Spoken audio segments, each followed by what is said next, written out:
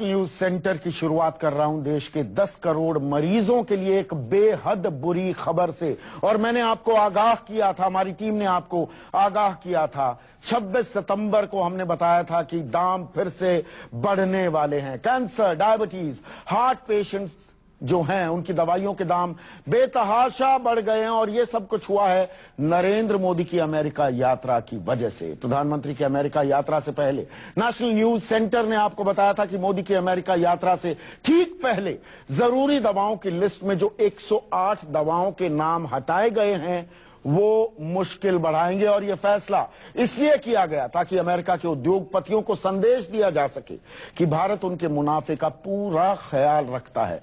अभी शायद हमारी ये बात आपको याद ना आ रही होगी, शायद थोड़ा कम समझ में आ रही होगी, पर यह रिपोर्ट देखिए, पूरा मामला शीशे की तरह साफ हो जाएगा। नरेंद्र मोदी की अमेरिका यात्रा के दौरान 29 तारीख को आपने अपने अपने टीवी सेट पर ये तस्वीरें जरूर देखी होंगी। मोदी जी अमेरिका के बड़ी कंपनियों के सीईओ के साथ नाश्ता कर रहे हैं। आपने देखा होगा टीवी चैनलों के जाने माने पत्रकार और एंकर चिल्ला चिल्ला कर आपको ये बता रहे थे कि प्रधानमंत्री मोदी से मिलने के लिए जानी मानी कंपनियों के सीईओ भागे भागे आए। मोदी जी देश के लिए व्यापार जुटा रहे थे, लेकिन किसी ने आपको ये नहीं बताया कि ये नाश्ता दरअसल हिंदुस्तानियों पर, आप पर, मुझ पर कितना भारी पड़ने वाला है। नरेंद्र मोदी के साथ नाश्ते की टेबल में बैठे इन बड़े सीईओ में से 3 की तारीफ हम आपको बताते हैं।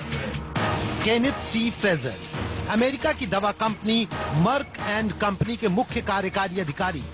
John C Staley, chairman Hospira pharmaceuticals and medical device. David W MacLennan, president Cargill food health and pharmaceuticals company.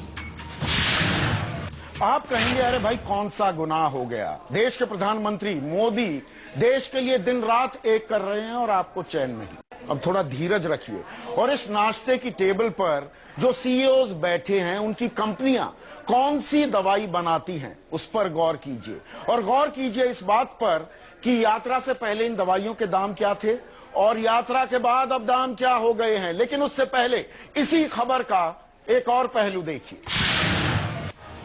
अगर हम कैंसर की बात करें, ब्लड प्रेशर की बात करें, कोलेस्ट्रॉल की बात करें, डायबिटीज, टीबी, इन सब का इलाज करने वाली जो दवाइयां हैं। 26 सितंबर की रात को हमने आपको नेशनल न्यूज सेंटर में खबर दिखाई थी कि दवाई के दाम तय करने वाली संस्था राष्ट्रीय औषधि मूल्य निर्धारण प्राधिकरण NPPA ने 108 दवाइयों को आवश्यक दवाइयों की सूची से निकाल दिया है। नतीजा, बेहद घातक बीमारियों की बेहद जरूरी दवाइयां महंगी हो जाएंगी। इन जरूरी दवाइयों के दाम अब सरकार तय नहीं करेगी, बल्कि दवा कंपनी अपनी मर्जी और मुनाफे के आधार पर तय करने लगी। अब इस असर को समझने के लिए देखिए ये ग्राफिक्स। कैंसर की दवा गैफ्टिनेट जो पहले 5,900 की थी अब 11,500 की हो गई है। कैंसर की ही दवा ग्लेविक पहले 8,500 की थी, वो अब 1,08,000 रुपए की हो गई है। इसी तरह ब्लड प्रेशर की दवाई कार्डिक 5 mg पहले 92 रुपए की थी, अब 128 रुपए की हो गई है। प्लेविक्स पहले 147 की थी, अब 1,615 रुपए की हो गई है। एंटीबायोटिक मॉक्सिसिप 400 पहले 250 की थी, अब 399 रुपए की हो गई है। टेरिबिड 200 पहले 34 रुपए की थी, अब 173 रुपए की हो गई है।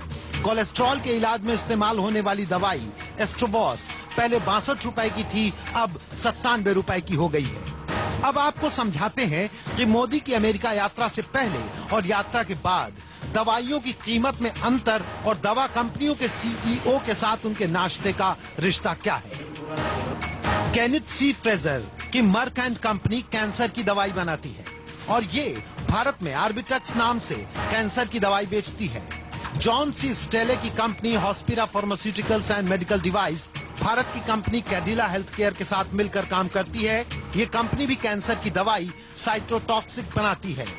David W MacLennan, president Cargill food health and pharmaceuticals company, इनकी कंपनी कीटनाशक जेनेटिकली मॉडिफाइड बीजों की दुनिया में सबसे आगे है, जिसे लेकर पिछली सरकार में काफी विवाद रहा है। अब तस्वीर साफ हो गई होगी कि नाश्ते की टेबल पर मोदी जी ने दवा की कंपनियों को क्या संदेश दिया और भारत में निवेश के लिए उचित माहौल की क्या तस्वीर दिखाई होगी।